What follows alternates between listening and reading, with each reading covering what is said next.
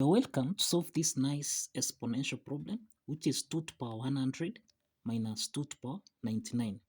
So we have 2 to the power 100 minus 2 to the power 99 is close to 100.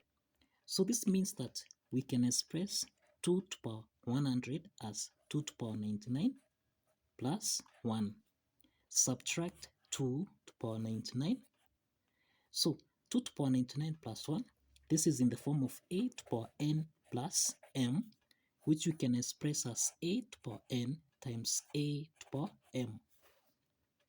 Applying this exponent property, then here we'll have 2 to the power 99 times 2 to the power 1, subtract 2 to the power 99. So in this case here, 2 to the power 99 and 2 to the power 99 is common. We factor out 2 to the power 99 into the parentheses. We have 2 minus 1. So we have that here, this is 2 to the power 99.